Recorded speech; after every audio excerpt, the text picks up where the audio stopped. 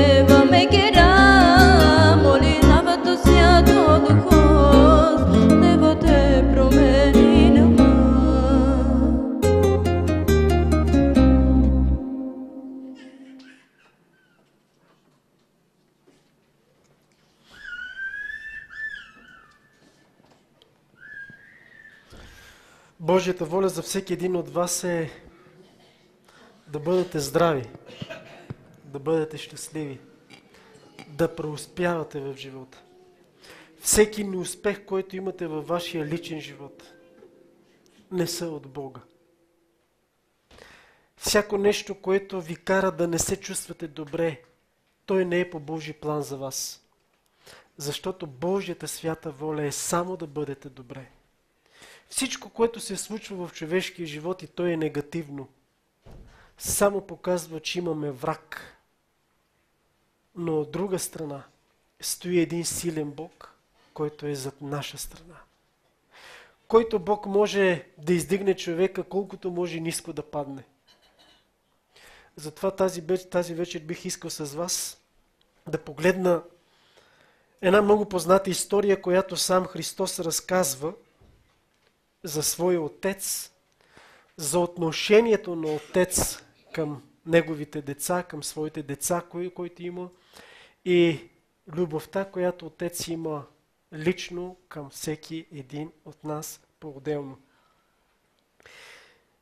За да говорим за любовта на отец, може би вече ви минава през ума, че ще трябва да прочета Йоан 3,16. Защото къде най-добре се описва любовта на отец? Защото Бог Отец толкова възлюби света, че даде своя единороден син, за да не погине нито един, който вярва в него, но да има вечен живот. Там е ясно изразена Божията воля, Божия план, Божията идея. И в Божия план, и в Божията идея за целия свят и за всеки отделен човек, въпросът е, че човека трябва да опознае, трябва да види, трябва да разбере, да схване, да пожелае Божия план и да каже: аз искам това наистина да бъде в моя живот. Бог иска да имаш вечен живот, но ако ти не искаш. Бог иска ти да бъдеш здрав, но ако ти не искаш. Може би ще кажете: кой човек не иска да бъде здрав? Да, обаче колко неща правим, които са в резултат нездравословни за нас. Всеки иска да бъде щастлив, но колко много неща правим, които отнемат щастието ни. Защото щастието не се състои в това само ти да бъдеш добре. Щастието се състои в това и хората около теб да бъдат добре. Един баща първо за кого мисли? За себе си или за своите деца?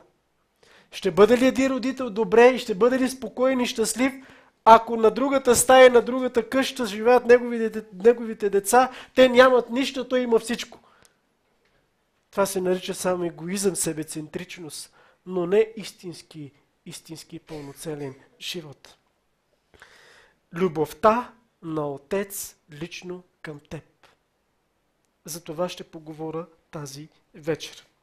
Много бих искал всеки един от вас да види, да почувства, да преживее и да бъде докоснат от тази божествена любов. Защото любовта е нещо, което трябва да докосва, нещо, което трябва да се види за основа на взаимоотношението, което Бог има. Любовта е докосваща, тя се преживява, за да може да се разбере. Много хора питат: ако наистина Бог е любов, защо има страдания в този свят? Ако наистина ние сме по Божие творение, целият свят е Божий и ние сме по творение Божии деца, защо имаме неща в нашия живот, които ни причиняват болка и страдание? И точно в тези моменти, къде е любящия Бог?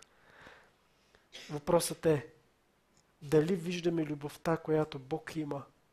Защото всеки има поглед, всеки има някакво разбиране, но запомнете, любовта е една и тя никога не отпада, защото е божествена, защото е вечна. Любовта на Отец можем да я видим в един разказ, който Исус разказва на своите ученици и на всички негови слушатели, които са го слушали не един път. Къде най-добре е описана любовта на Отец? От самия Христос. Теолозите наричат тази притча притча на притчите. Всички добри следователи на Божието Слово стигат до това заключение, че тази притча, която сам Исус разказва, сам Исус преживява, сам Исус иска да докосне чрез разказа сърцата на хората, само там може да се види всъщност любовта на Отец. Как докосва човека. Притчата е записана в Лука 15 глава от 11 стих. И трябва да ви кажа, че много хора в тази притча говорят не за този, който е героят. Притчата е, казал още Исус, някой си човек имаше 2 сина. И по-млади от тях каза на баща си: татко, дай ми дела, който ми се пада от имота. Той го раздели. Притчата за блудния син. Много хора говорят за блудния син. Много хора говорят за по-големия брат. Малко хора говорят за бащата в тази притча. Исус не казва тази притча, за да изпъкне блудния син. Исус не разказва тази притча, за да изпъкне по-големия му брат. Исус разказва тази притча, защото в тази притча Исус описва Отец, който е баща, и неговото отношение. Ето, че по-малкия идва при своя баща и казва: татко, дай ми това, което ми се пада. И до днес тази еврейска традиция и до днес се предава, но не на 100%. По времето на Исус, родителите това, което са имали, като земя, имоти, като притежание под формата на каквото и да е, всичко се е полагало на децата като наследство. И до днес е така. Обаче, по времето на еврейския народ, най-големия брат му се даваше двоен дял. Първородния, на него му се даваше двоен дял. На втория и на третия му се даваше само това, което им се полага по един дял. Такава беше еврейската традиция. И когато по-млади отива при своя баща и казва: татко, дай ми това, което ми се полага, баща му не му даде двоен дял, защото той няма двоен дял. Той има само един. И бащата го раздели. Какво направи? Не след много дни по-младия син събра всичко и отиде в далечна страна. И там разпиля имота си с разпуснатия си живот. Мислите ли, че бащата не е разговарял със своя син? Мислите ли, че той не му е казал: защо ти е? Къде ще отидеш? Какво ще направиш? При мен имаш много повече. Това, което ти искаш, сега ще ти бъде много малко. И много зависи от това какво ще правиш. И какво ще стане с теб. Не си отивай. Остани тук при мен. Виж, всичко мое е и твое. Да бъдеш при мен е най-добре за теб. Но той решава да си тръгне.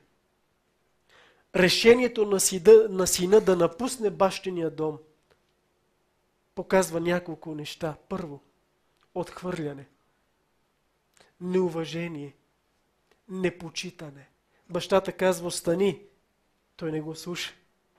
Бащата казва: не си отивай, остани в моя дом, тук, в моето присъствие. Ще бъдеш най-добре. Той няма достатъчно уважение, за да послуша бащата. Събира всичко и си тръгва. Отива, казва, в далечна страна. И с разпуснатия си живот разпилява всичко. Стига до онзи момент, когато остава без нищо, един човек от града, срещайки се някъде, или в пазар, или на улицата, не знам, тогава този човек, който взе всичко, което му се полагаше, който прояви уважение към бащата, остана без нищо и каза: трябва ми работа. Няма къде да отида. Нямам си никой нищо вече в този свят. Тогава някой си човек му каза: аз ще те взема на работа. И каква работа ще ми дадеш? Да пасе свинете. И този човек, който разпиля всичко и остана без нищо, отиде като работник да пасе свине. До толкова изпадна в живота. растенията, които ядяха свинете, той се опита да я откъсне и той да яде от тях. Библията казва, те не му дадоха. Тогава той, преживявайки всички тези неща, като дойде на себе си, каза, колко неемници. Вижте, обърнете внимание. Човек току така не взима някакви решения. Току така не започва нещо да направи. Той първо асимилира. Той първо мисли. Обърнете внимание, тук трябва да направим ясен контраст между това, което казва сина и това, което се случва по-късно. Контрастът е много голям, много силен. Ето какво казва, вижте. 17 стих. А като дойде на себе си, каза, колко наемници на баща ми имат излишък от хляб, а пък аз тук умирам от глад. Вижте, той казва, баща ми има много работници. И на тези хора баща ми какво прави? Той плаща. Не само, че им плаща, а им дава и повече. Ама това, което всъщност има баща ми, това, което споделя с тези хора, не че само им дава заплата, ами те имат храна, те имат облекло, те имат покрив на главата си, те са работници на моя баща. Колко са? Не се описва. Може да има от 20, може да има от 5, може да има 100, никой не знае. Но той говори в множествено число. Колко неемници има баща ми. Никой не знае каква е бройката. Но факта, че има работници, които работят за баща му. И вижте. Аз тук умирам от глад. Той взима решение. Ще стана да отида при баща си. И ще му кажа, тате, съгреших против небето и пред тебе. Не съм вече достоен да се наричам твой син. Направи ме като един от неемниците си. Той това не го казва. Той в момента това го мисли. Той това, което всъщност аз чета, това не е когато той отива при баща си. Той това го мисли в ума си, говори го на глас, когато е там при свинете и когато взима решение да се върне при своя баща. Обърнете сега внимание на нещо важно в тази притча. Какъв иска да бъде този син? Не съм достоен да се наричам твой син. Направи ме като един от твоите наемници. Знаете ли какво означава да бъдеш наемник? Да работиш и да получаваш само това, което изкарваш. Не работиш? Няма. Работиш? Има. Много хора живеят с това чувство. Живеят с това разбиране, че ако не правят нещо, Бог няма да им даде. Те трябва нещо да направят, за да получават. Така мисли и този син. Ще стана, ще отида при баща си и няма да пожелая да кажа, тата, искам отново да бъда твой син. Съжалявам това, за което направих, върни ме като твой син. Той не казва това, той иска да бъде наемник, да работи и да получава само това, което си изкарва. Вижте сега. Героят в тази притча не е блудния син. Героят в тази притча не е по-големия брат. Героят в тази притча е отец, бащата. Защото темата ми е заглавена любовта на отец към теб. Любовта на бащата към сина. Ето сега. Аз ще поговоря само върху 20 стих, защото там е акцента. Там има 5 неща, които ние трябва да погледнем. 5, ама много важни неща. Чуйте. И стана и отиде при баща си. Стана и отиде при баща си. Има ли хора, които казват, ще отида, пък не отиват? Има ли такива хора? Пращаш го някъде, казва, татко ще отида, ама на третата улица и не отива. Или па някой човек казва, аз ще отида на работа, пък не отива. Не, тук синът казва, ще стана, ще отида при баща си и тук какво прави? Решението, което взима, го пуска в действие. Той става и тръгва. Тръгва при баща си. И стана и отиде при баща си. Чуйте, а когато беше още далеч, баща му го видя. Смили се.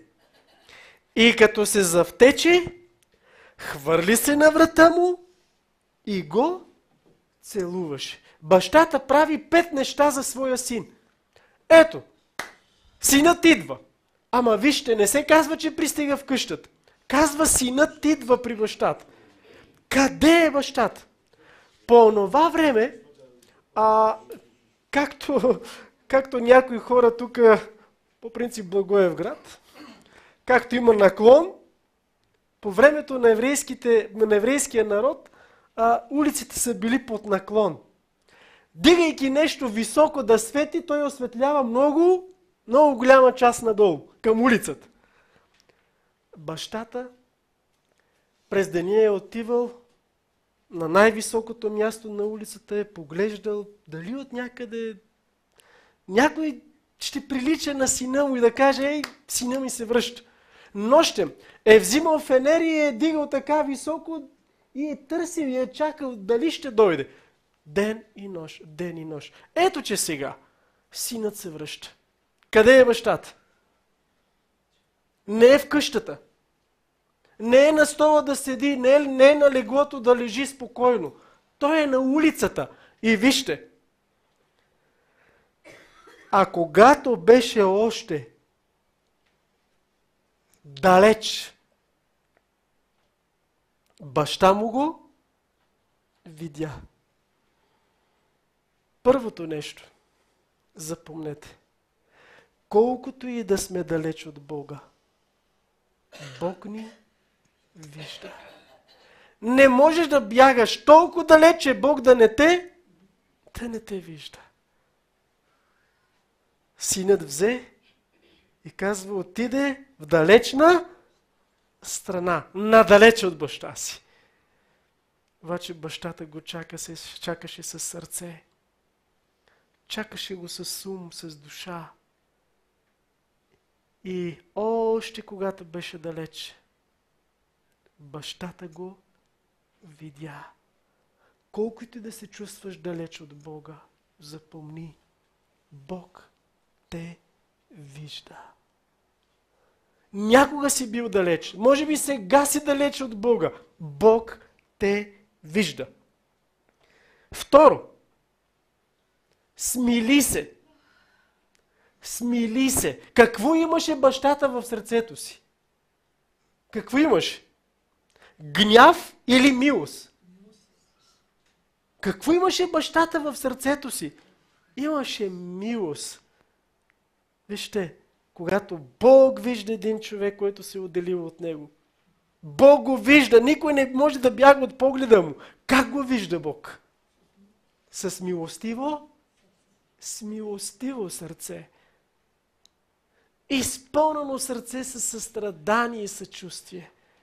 Той най-добре познава своя син, той най-добре го съчувства и разбира.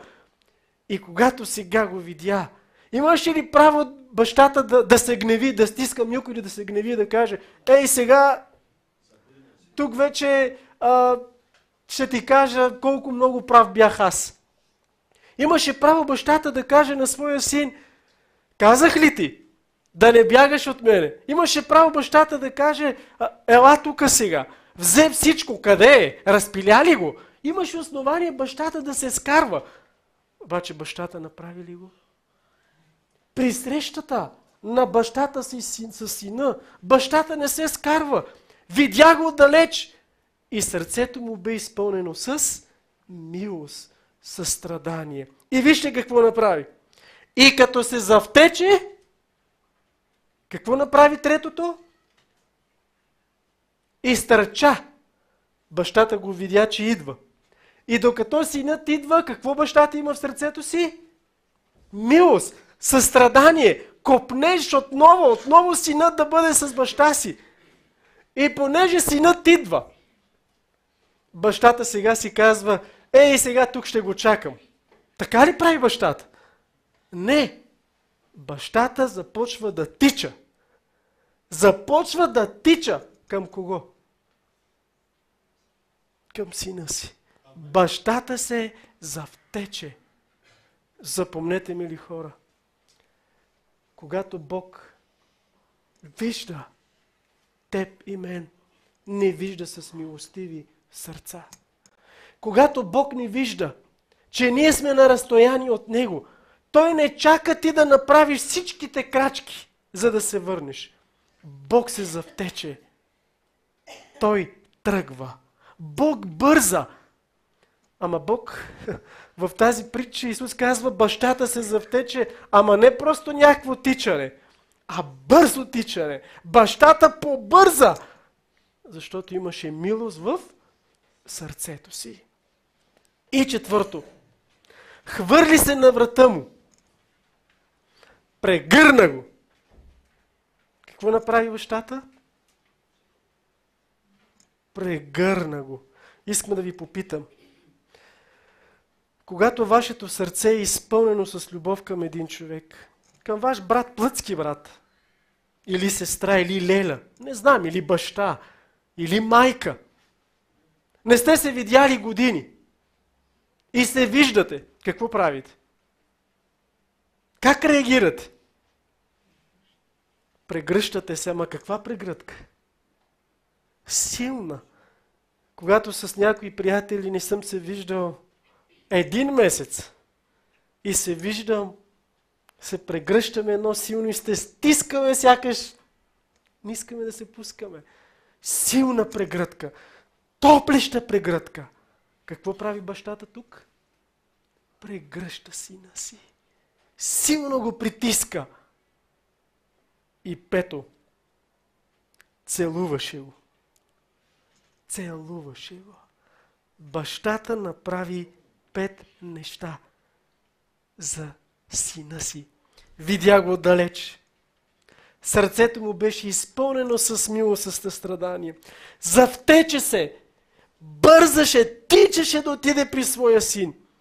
И когато пристигна, когато стигна на една крачка разстояние от своя син, хвърли се към него, прегърна го силно и започна да го целува. Ама не така. А представете си много целувки. Много целувки. Силна прегръдка. И едно сърце, което да почва да топти малко по-бързо. Схващате ли какво прави Бог? Бог иска да знаеш, че Той те вижда. Бог иска да знаеш, че когато Бог те вижда, Неговото сърце е изпълнено със състрадание, с милост. Той те съчувства, Той те разбира, Той знае какво преживяваш. И Той не е готов да ти се кара, а е готов да даде всичко, за да бъдеш добре. Когато един човек е сърден и разсърден и някой човек идва при него, за да си уреди отношението, някои хора с поглед или с някакво поведение казват, не му е времето. Бащата не обръща гръб. Напротив, побърза, започна да тича към своя син. Прегърна го силно и започна да го целува. А синът му каза, татко, съгреших против тебе и пред небето. Не съм вече достоен да се наричам твой син. Чуйте сега. Но бащата каза. Вижте какво си помисли синът да казва на баща си, когато беше при свинете, и какво казва, когато говори с баща си. Чуйте разликата.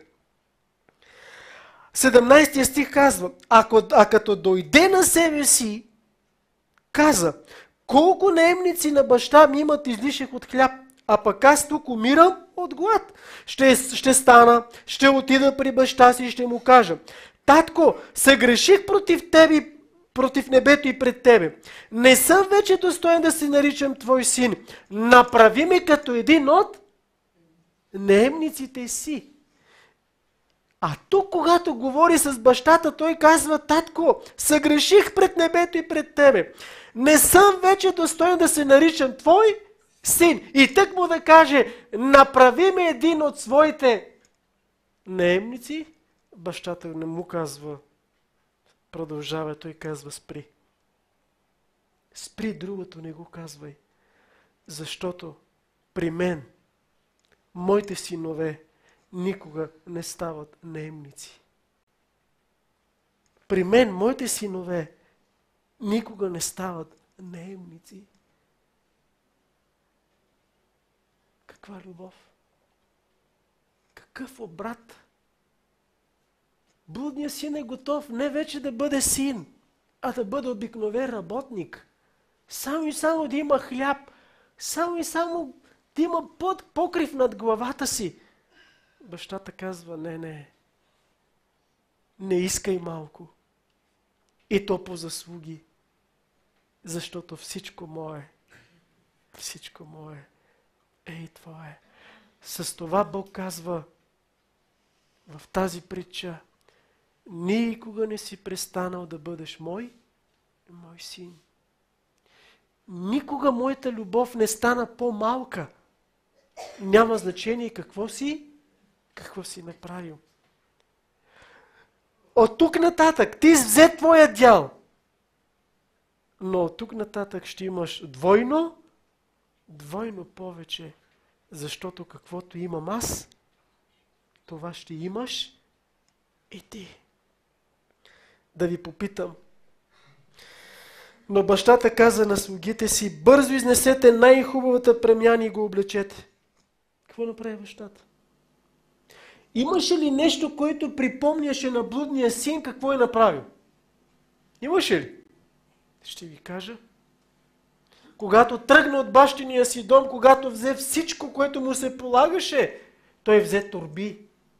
Той се облечи интелигентно, хубаво, най-хубавите дрехи. И тръгна. Но когато разпиля всичко, имаше празни ръце. Дрехата, която му остана, миришеше на свине. Обаче бащата го прегърна, въпреки миризмата, силно.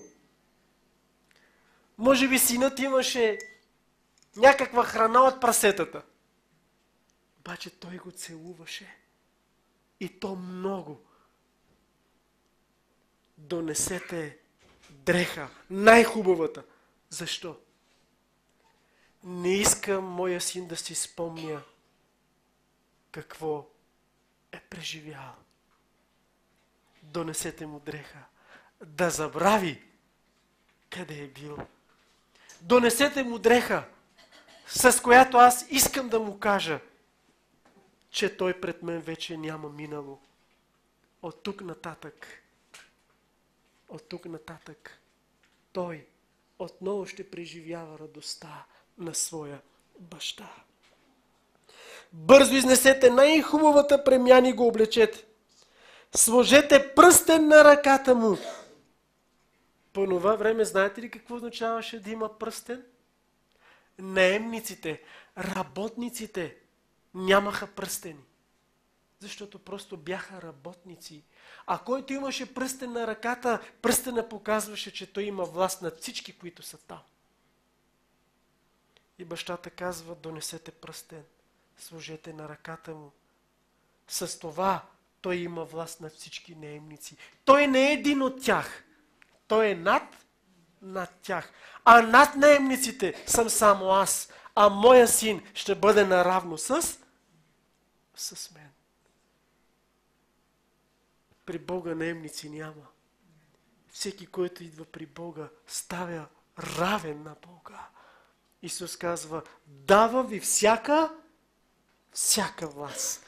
Както аз имам власт, така давам власт и на вас.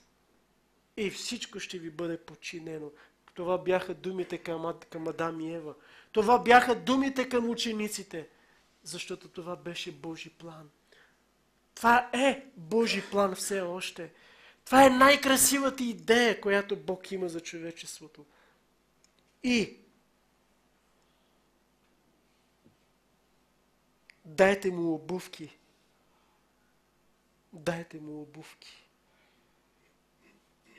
До толкова беше разпилял всичко. Блудният син, че беше останал без обувки, без сандали. Ако имаше, може би имаше някакви изкъсани. Може би имаше най-дрипавите, които всеки умее, ще трябва да ги хвърли. Запомнете, при Бога, при бащата, няма бедни хора. Защото Бог е щедър в своите благословения. Бог казваше: сложете обувки на краката му, за да може спокойно и свободно да обикали и да разглежда и да се ползва от всичко, което е мое. Защото по премяната, по пръстена и по обувките той ще се различава от всички други. Външността показваше, че блудният син е син, а не наемник. Синът си остава син. Докарайте угоеното теле и го заколете, и нека ядем и се веселим. Какво прави Бог? Какво прави Бог? Весели се. Има веселба. Има смях. Има песни. Защо? Този мой син беше мъртъв и оживя. Изгубен беше и се намери. Бог не е направил небе, което да съществува без теб. Небе без теб е празно небе. Небе без теб няма да позволи на Бог да има весело сърце. Вечност без теб Бог ще има една празнота. И Бог казва: това, което направих, е за теб. Не ти за него си направен, а това е направено за теб, за да владееш, за да притежаваш и да имаш всичко. А по-стария му син беше на нивата и като си идваше и се приближи до къщата, чу песни и игри и повика един от слугите, попита като каза: какво е това? А един от работниците каза: брат ти си дойде и баща ти закла най-огойното теле, защото го прие здрав.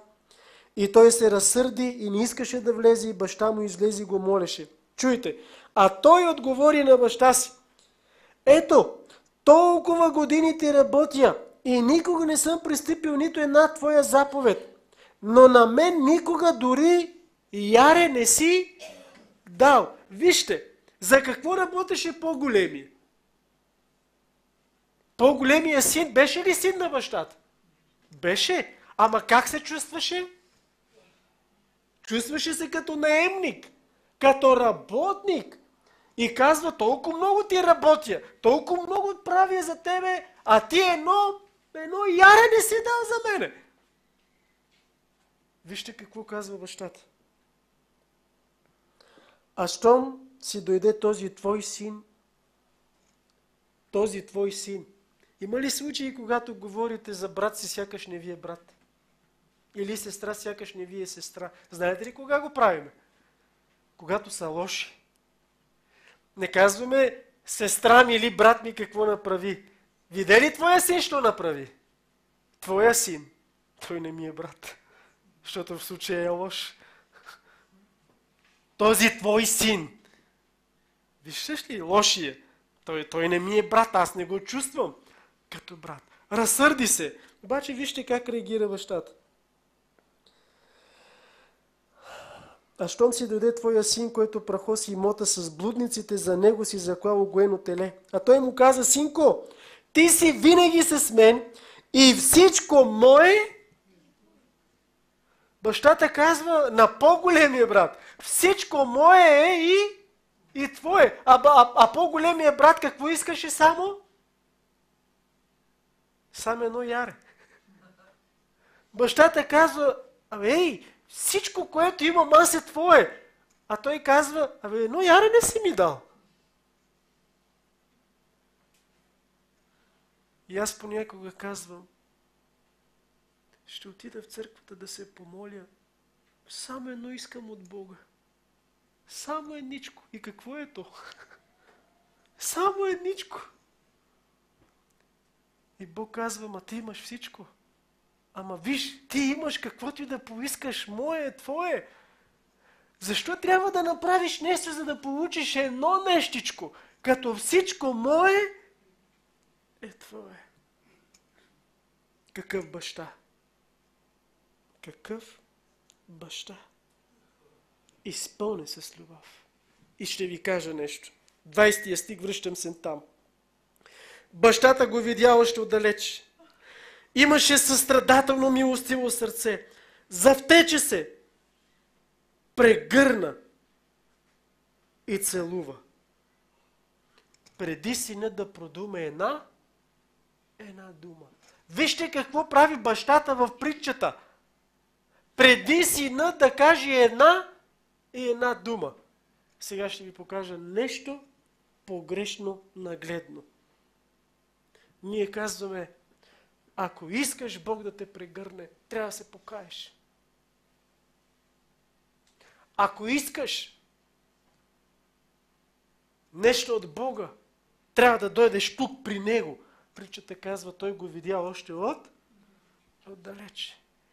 Ние казваме: за да може Бог да ти даде, ти първо трябва. А Бог всичко това направи преди синът да каже една думичка. Прегръдка, целувка, завтече се, изпълнено сърце с любов. Търсише го. И го видя още отдалеч. Каква любов? Не към някой друг, а към нас. Някой казва: много съм далеч от Бога. Отделил съм се от Бога, много съм далеч. Какво казва притчата? Бог го видя още отдалеч. Не знам вече как Бог ще гледа на мен, защото много съгреших. Какво направи блудния син?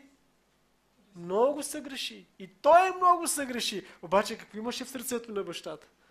Състрадание, милост. Аз ще отида при Бога, ма дали той ще ме приеме? А Бог какво направи в притчата? Започна да тича. Тича, не чака. Тича. И защо тича? За да се скара? Какво направи? Прегърна го. Силна прегръдка. И започна да го целува. Това е Бог в нашия живот. Това е Бог в твоя живот. Бог, който те прегръща. Бог, който те целува. Бог, който те обича от все сърце, има милост и състрадание. И Бог, който казва: всичко мое е и твое. Всичко мое е и твое. Синко, ти винаги си с мен и всичко мое е твое. Но подобаваше да се развеселим и да се зарадваме, защото този твой брат беше мъртъв и оживя, изгубен бе и се намери. Бащата признава отношението на по-големия брат и виж, и бащата се обръща така: този твой брат. По-големия брат каза: този твой син. А бащата какво казва? Този твой брат. Как го приемаш? Как го приемаш другия? А вижте бащата. Еднакъв ли е? Приема блудния син, по-големи отхвърля ли? Не. Не. И на малкия и на големия казва, каквото е мое, е и твое. С дрехата, с пръстена и с обувките. Бог обича всички наравно.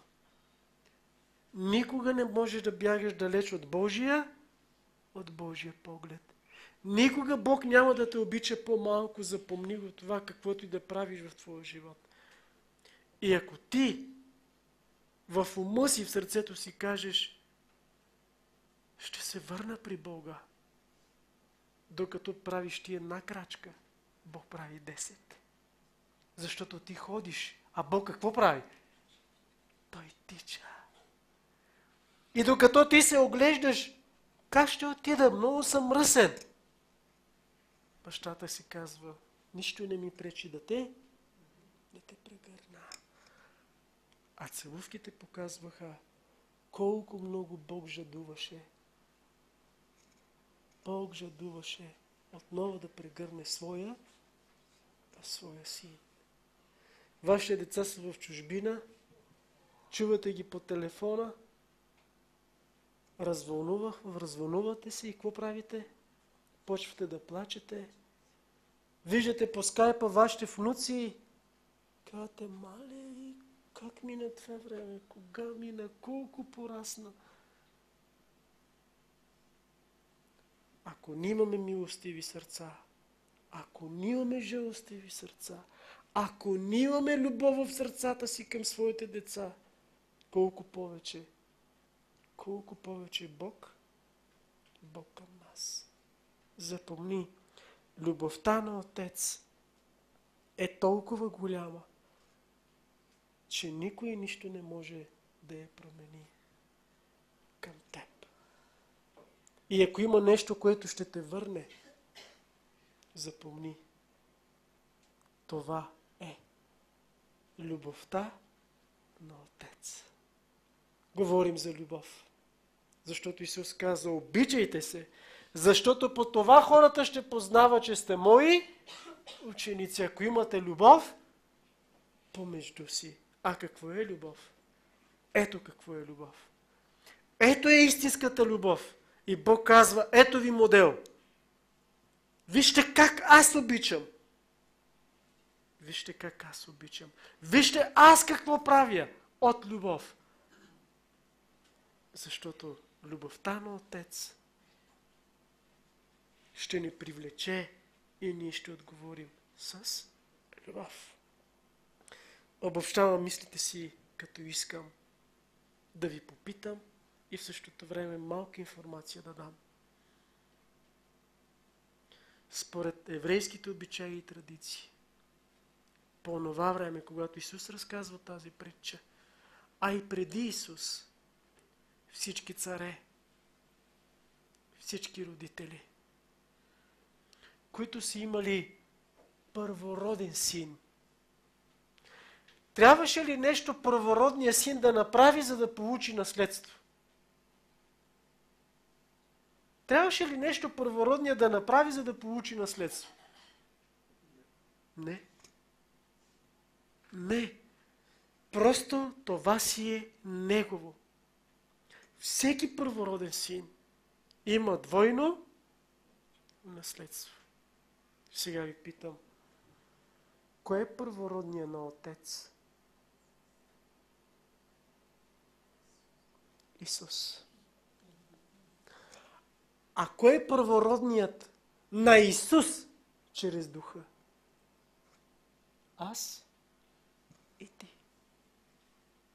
Като първородни не трябва да направим нищо, за да получим, защото ние сме първородни деца от Духа на Исус. И Бог, това, което има, понеже сме Негови синове, Той казва, то си е ваше. Роден ли си от Духа? Преживял ли си новорождението от Духа? Ти си първороден. И ти имаш наследство. И запомни, твоето наследство никой не може да го вземе, да го отнеме. Защото просто то си е твое. Каквото и да стане. И затова Исус казва в Йоан, чрез Йоан, който има сина, има вечен живот. Защото който е роден от Христос, той има наследство. И какво е наследството? Вечен живот. Това си ти. Това съм аз. Може да сме били някога като блудния син, но вижте, Отец никога не си е променил любовта към нас. И когато се връщаме, той само казва: ти никога не си престанал да бъдеш мой син. Никога не съм престанал да те обичам, защото аз съм Бог, който е изпълнен с любов.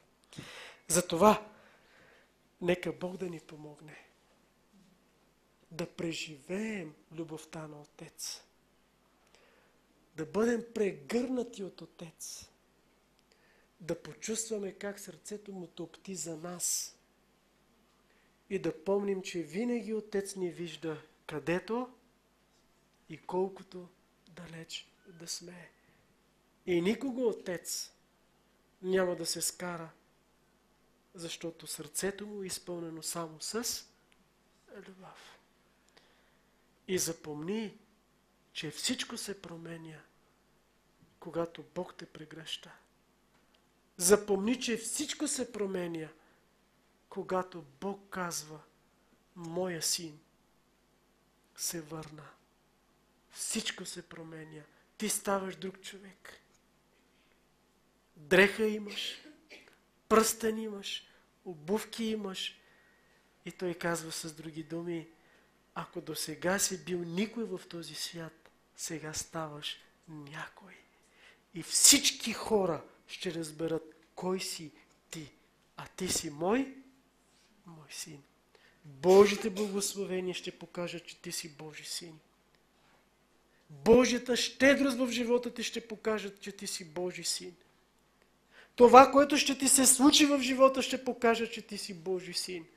Защото любовта на Отец не е теория, тя е практика.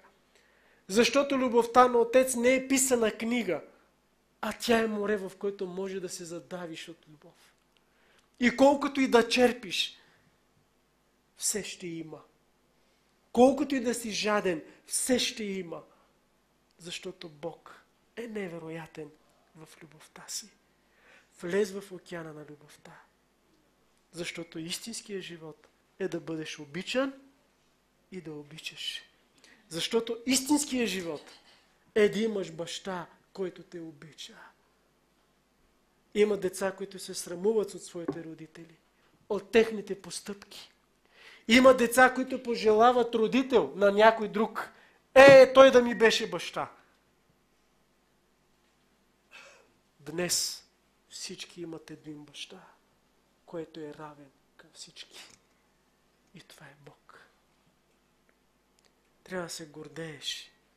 И няма от какво да се срамуваш от твоя баща. Защото той не е беден. Той не е сиромах. Той никога не закъсва. Той никога не отказва.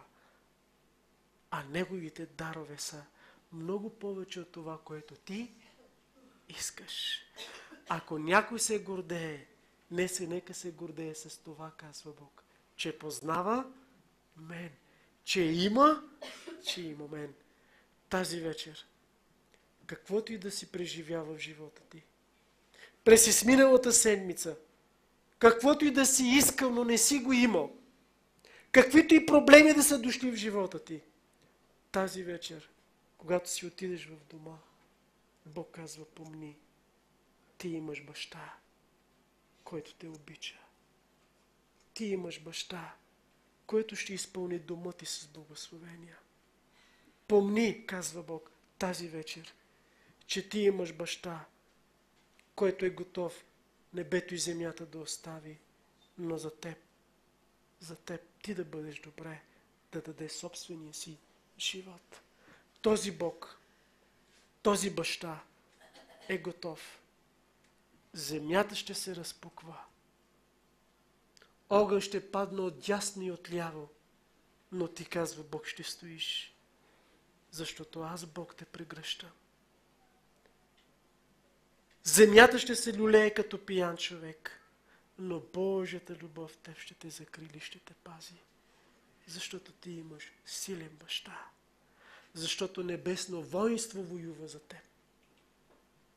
Защото както малки деца им слагат люлки да ги успива така нежно и тихо, така в Псалом Бог казва, ще те носи на ръце. А ти да бъдеш спокоен. И докато малкия спи, ти бдиш, гледаш го и му се наслаждаваш. И казваш, ти спи, аз ще бдя на теб и ще те пазя. Това е Бог.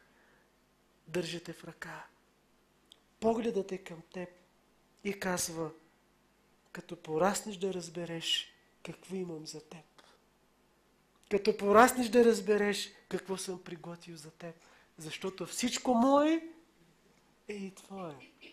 Всичко мое е и твое. Имаш кола. Здраве ти като детето стане на 15-20 години.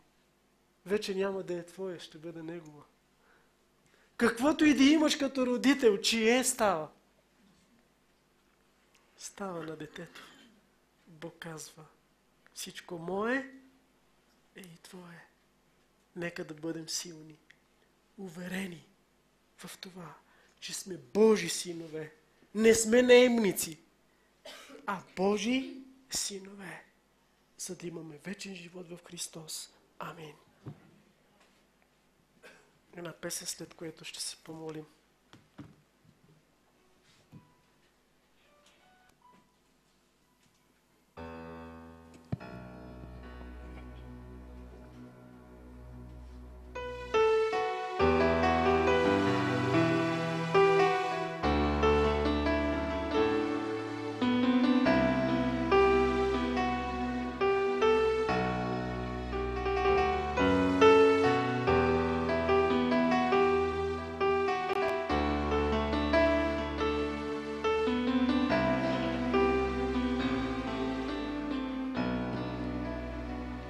Beş başmande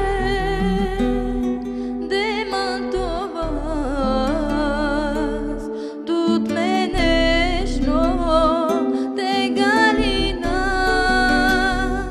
na džanesli kaj tu deha tananaj tu te muka abai habai tu mocho abai pasmande ichtuk nanai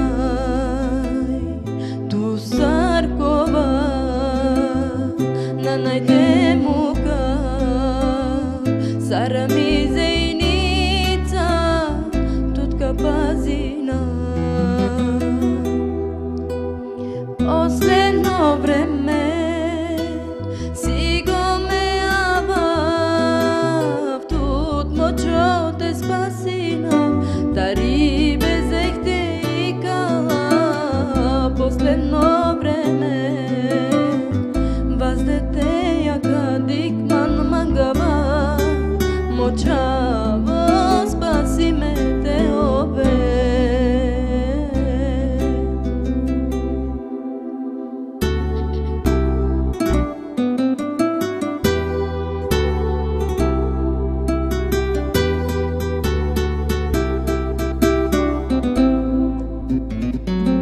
Avava paštute Deva bareja Šajli nekoja verte ko se umire azva Samo deva tuašći Me tuka decide Stajmo životo s deva Tu te i kere Žana vadeva Radostu mankade Žana vadeva Mantuna najte muke Sa